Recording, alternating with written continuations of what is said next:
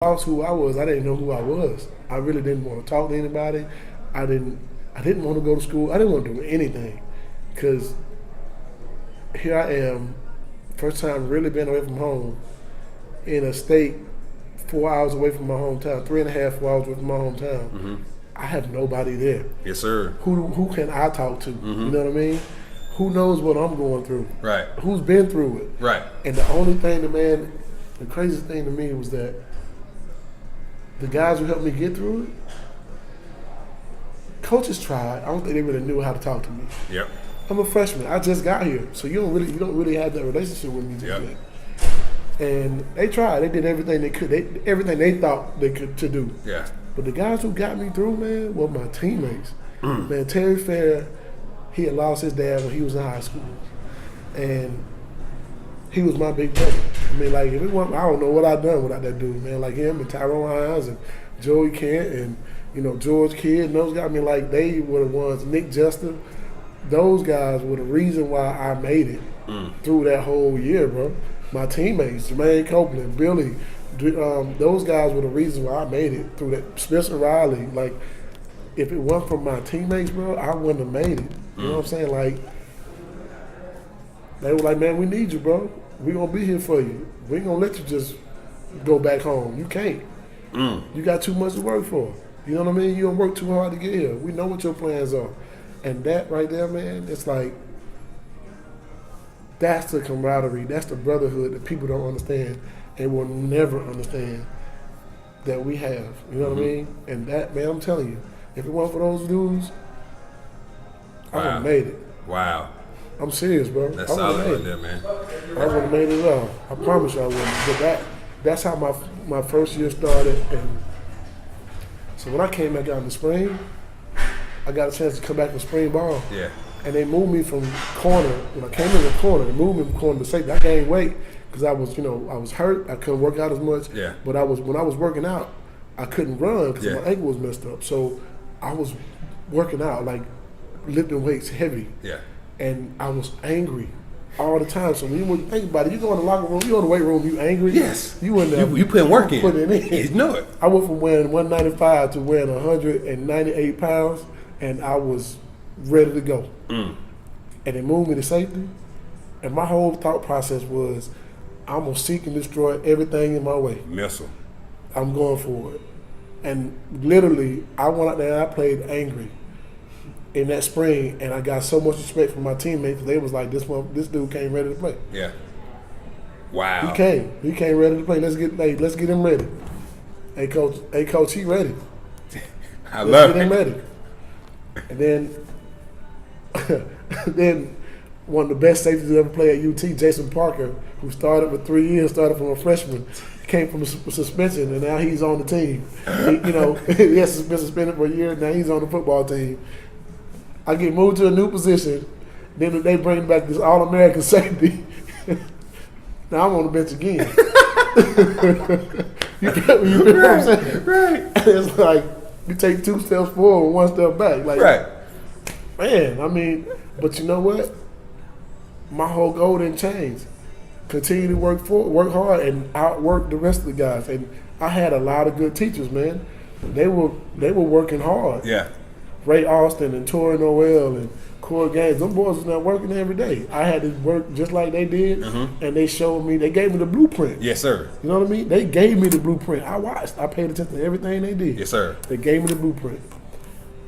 And I never forget, Ray Austin said to me, Ray Austin, if you don't know who Ray Austin is, he does a lot of commercials now. That's Big Brother. I love that dude to death with all my heart. Big Brother said, when you get the chance, you get on that football field, you just got to make it happen. That's strong. Just make it happen. The first time I ever got on the football field was playing special teams. And I made sure I was going to be the guy making that tackle. Yes, sir. And that was my whole goal. I'm going to go out here and I'm going to wreak havoc. I'm going to make sure they understand that I came to play. Yes, sir. I came with a mission.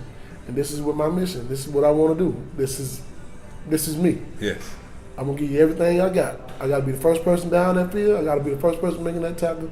And if not, I will make sure they're going to have 3-4 people trying to block me, and they're going to open it up for somebody else. Yes, sir. My whole job was to get the job done by any means necessary.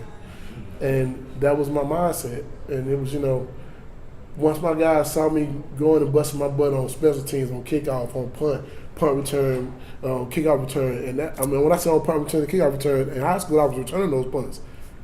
In college, I'm blocking for the guy who's returning those punts. Yes, sir. But my goal is not to let my guy make the tackle, not one time. Exactly. And that was my job. You know what I mean? So, like, the guys respected me and felt like, man, every time I went out on kickoff a punt, they come and look at me, man, let me see if he make this tackle. I got my money on Fred. I got my money on Eric Westmoreland. And because Eric Westmoreland was a guy, me and him, if I didn't make the tackle, he made it pretty much. And that was our mindset. That's what, it's going to be me go out here and get this job done, but let's do it. Yeah. And that was something that the hard work had paid off. Yeah. Because the most important thing, man, to a football player is not that the public can know you can play. Boys. It's that your boys and your teammates and the guys you look up to, when they tell you that you can play, it ain't nobody in the world can tell you nothing else. You're right. You don't matter. Yes, sir. Ain't you nobody got the respect from the boys. I got the respect from my peers, my teammates, my guys that I battle with every day. Every single day, bro. Working out, running, practicing. Yes, sir. Every day. Them my boys. If they tell me I can play and I'm ready to play, I'm good. Yes, sir. That's all that mattered to us at that moment. You know what I'm saying? Very true. So that was how my career started. And then, of course, my next year, I got a chance to start some. And it was out of lessons I learned the year before. Yes. And whenever I got in the game, they were eager to see me play. Yes, sir. My boys were, man, it was games in my freshman year as a redshirt freshman that we're blowing the team out, and I get the chance to come in the game, and they out there, they literally are excited for us to play. Yes, you know sir. what I mean? Like, I know y'all gonna go out there and get the job done. And we come out there and I make a tackle, guy fumbles the ball, Dwayne Goodrich picks it up and almost runs it back for a touchdown. And they come and they gave us like the excitement that they gave us coming out that sideline, man. It made you feel like, man, we here. Yes, sir. That y'all know we can play. Yes, sir. Like I said, that's what meant the most to us. So from that point, you go to next year, pretty much the same thing. Yeah. Playing a lot of special teams, playing a lot of nickel defense, and you start to become one of the vocal leaders. And you pay attention to what's going on. You try to teach the young guys the next step. Yes, sir. And you reach your hand back like this and say, hey, man, Bring them on up. I got you. That's it. Let's go do this thing. You That's know it. what I mean? That's so it. when Dwayne Goodrich, when Deion Grant came to the team, Yes, sir. Hey, man, I got you. Come on, let's go. Let's learn how to play this thing. That's it. It's going to be me and you in that secondary one That's day. it. Let's get this job done. Absolutely. So we're going to work together every day. When we go out here and do drills, we're going to do drills together. When That's we go it. out here and play against Peyton in the first team offense, it's me and you. Because we got to figure out what each other like. Yes, sir. Because this is going to be our time in a couple of years. Yes, sir. It's going to be me and you. You know what I'm saying? So we did that, and it taught us how to grow. We grew together. You know what I'm saying? Because you don't play the game, and it's just like a game of life. You can't do this by yourself. Come on now. You can't do all this by yourself. Come on now. You got to have relationships somewhere. Come on. You know better what have I some mean? relationships. And that's what people always want to ask about the national championship team. You know what won that? The relationships. The relationships and togetherness that we had with each other, that's all that mattered. And you know why we had that? Because we trusted and believed in each other. And I knew they knew what my strengths were, and I knew what their strengths were. And we held each other accountable. Yes. One common goal: to be the best we could ever be. That's it. Get all you got for the man sitting beside you. Come on now. Everything you got for the man sitting beside you before anything else. That's it. Of course, God first. Yes, sir. For your player, right beside you second. Your family third. Yes, sir. Your coaches fourth, and then the University of Tennessee after that. Yes, sir. The name on the front of the jersey didn't mean nothing to us. The name on the back of the jersey didn't mean nothing to us. Because your name on your jersey meant something to me. Yes, sir. Your name, Jermaine Copeland's name on his jersey meant something to me. Al Wilson's last name on his jersey meant something to me.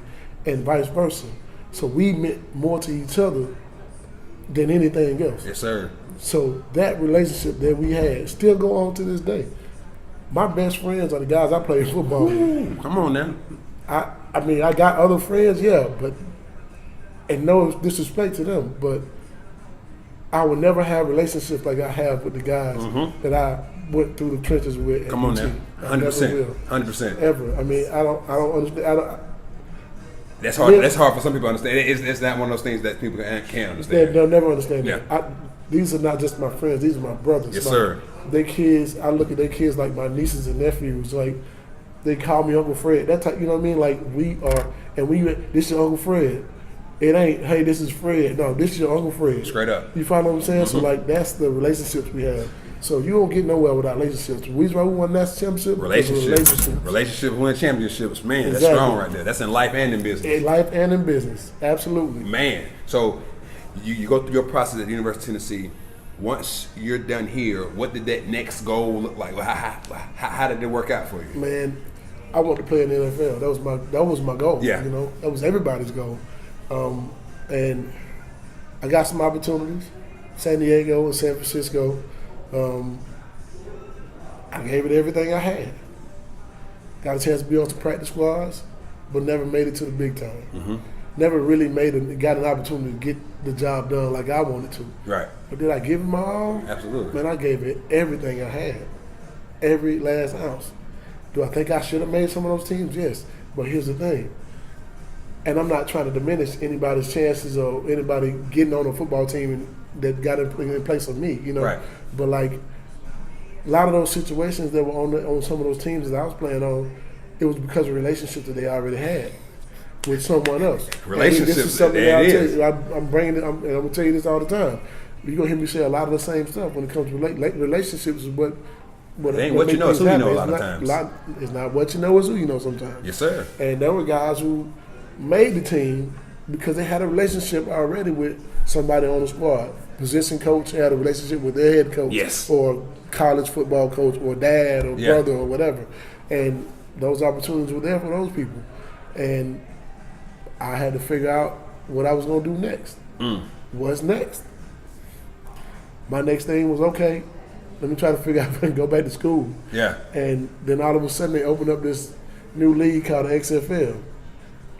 Man, I'm trying to get out here and play football one more time. Let me see if I can get it done. Yes, sir. And show people I can play. Well, I get there.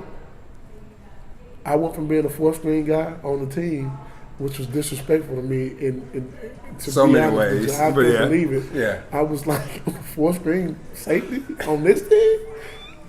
I was just the third string safety on the NFL team. You got to tell me, you can tell me I'm a fourth string safety on the XFL? Are you kidding me? Really? Right. Are you kidding me? So like, remember that call? You remember that? Man, let me tell you something. It took me 3 days from being the fourth guy to the first guy. First 2 days, everybody looked good and no pads. Yes, sir. Yes, sir. Fourth day, we put them pads on. I busted a few heads. I wasn't third string anymore. I'm out there taking care of business at that point, yes, sir. You know. And we go to we have preseason games, right? Yeah. First preseason game I ever played in the XFL. I had never been injured, really injured, except for my ankle my freshman year. Yeah. And I tear my MCL. On a play, I'm not even supposed to be in the game. Wow. The first string defense, we've already had our time, right? And there's a guy on the team he had to use the restroom. So he take him to the locker room to use the restroom. And they were calling his name to put him in the game. And nobody's going in. So I grab my helmet and I take off on the football field. I'm not even supposed to be out there. I'm literally not supposed to be on the field. And we got the third stringers in. Yeah. I was like, man, I'm about to go out here and help my boys. That's it. You know? Show these guys that just because I'm a starter don't mean I won't go out here and play with you. Exactly. Because you're on my squad. I want y'all to understand I rep with you too. You know what I mean? I'm gonna get my all for everybody on my squad. Yeah. I run out there to play this play. I'm going to make the tackle and I tear my ACL. Not ACL, my MCL. I'm out for 5 weeks. Here I am getting a chance to show everybody what I can do. And I'm out for 5 weeks. I just couldn't understand that. It was like 2 steps forward, one step back. Adversity strikes again. What do you do, Fred? Yes. What was next, Fred? Well, I get released after 2 weeks. I come back to Knoxville and I'm working out. I'm working out as hard as I can to get back, man.